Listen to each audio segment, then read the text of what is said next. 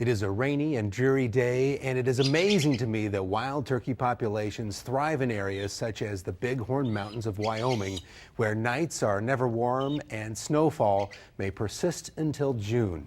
That's a diary entry from Joe Hutto about his experience living with the wild turkey. Hi, I'm Jason Schultz. I'm here with Laura Kirkendall from the Sacramento Zoo. And in that diary entry, you can really feel the weather around you that you experienced with Joe as he did as he tried to be a part of the life of the wild turkeys. It really is that storytelling that you appreciate in nature programs right here on KVIE.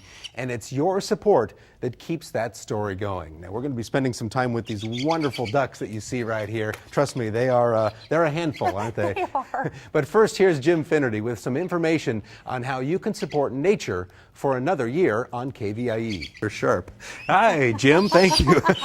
We're having some fun. This is Poseidon, by the way, and I'm here with Laura Kirkendall from the Sacramento Zoo. And Poseidon and I have become fast friends. You've bonded, definitely. Well, so, maybe not so much. Okay, okay, sorry, they're Poseidon. Still getting used to it, so they doth protest, but they're fine.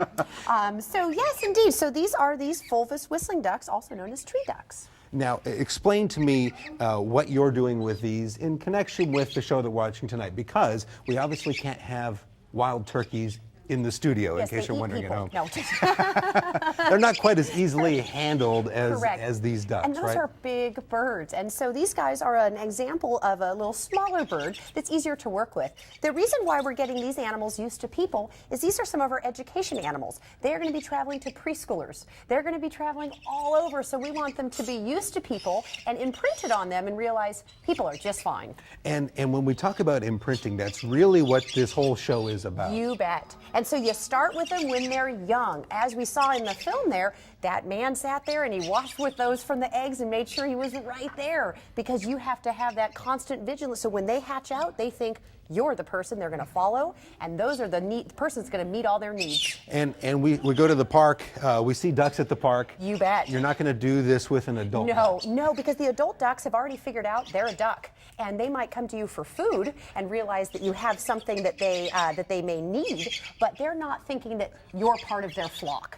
Whereas these ducks, we're hoping they think we are all part of their flock. And so essentially you have raised them from the beginning. We have. We pulled their eggs from our lake and we incubated those eggs, so we saw them hatch out ourselves. And they follow you around? They listen to your commands? They do. We have them on the tarp over here, and so you can see even when they fly off, we herd them back and they sit right in front of us and realize this is where they need to be. And how do you communicate with these ducks? Because it's a great call. It is. Well, we whistle to them because these birds will whistle to each other to communicate. So we say, wee-hee, wee-hee, wee-hee, wee-hee, wee-hee. There they go, and they whistle back, and so we are part of this cohesive flock. And so when you see zoo people running through the park or running through the zoo, wee-hee, wee-hee, it's not a drill. They're not just having a good time. Right, and so we're usually trying to call our birds to get them to come to want to be with us. Well, Laura, thank you so much for sharing these birds with us. This is just a great story, and it's a great story that we're sharing with our viewers Definitely. tonight.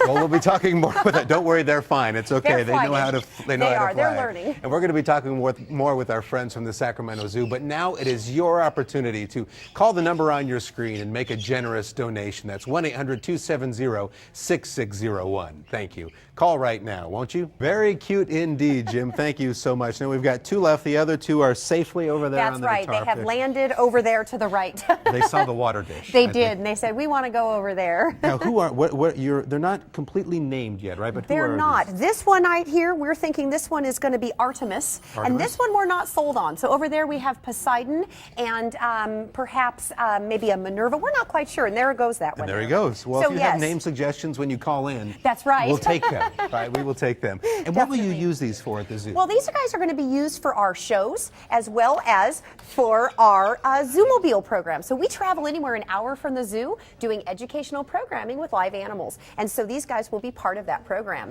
And at our stage show, they will fly down from the back to join their neighbors on stage. And that's one of the reasons why you have to do this, why you bring them to the studio, yes. Because you want them to be comfortable around people. That's exactly right. And all of these ducks that we have in our education program, we want them to fly too. to us. We don't want them to fly away from us. So all of the people here that have been great picking them up and helping us herd, the lights, the cameras, the sounds, all of that is excellent training for them for their future lives. And let's talk a little bit more about that human and look at there They are. They just, like it. They are checking things out, but it looks like they're thinking about flying away, right? They are, and you can always see them start to go, and then I kind of get my little preening fingers, and I'm hoping they're thinking I'm another duck, helping them preen their feathers. Let's talk to me about that. That's that human-animal bond. You've been able to communicate with them all evening. Exactly. Tactile, mimicking their calls, showing them what's safe and what's not. That's really important. It's very similar to how you raise your children. You tell them homebound is safe. We are the adults you want to come to. Don't go running off. And we teach that with our education animals as well. And so what are some of the ways that you do that?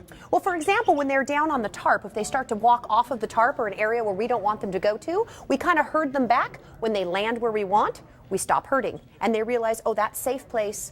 The commotion stops. I'm getting reinforced for being with my people here. And you mentioned preening. Tell me a little bit about what is preening? Well, you know how we comb our hair every day to look good and make sure that we're healthy? That's exactly what they're doing. So they are making sure that their feathers are zipped together and ready for flight, that there's no dirt in there, and they're spreading their oil gland, their oil all over their feathers so they can swim. I think they know that they're on camera is what I think is going on here. I think they're figuring it out pretty quickly, and they're a little bit hammy. These are the ones that love the lights. That's right. This one thinks it's its good side. We'll call their agent in a moment. Right. We'll spend some more time talking about that human-animal bond in the last program intermission, but now let's head back to my life as a turkey. And really, if you haven't had a chance to call yet, really there is no better time than now. Call that number on your screen. Tell the volunteers that are standing by that you appreciate nature and science programming right here on KVIE, because it's programming your entire family benefits from, and it's worth supporting.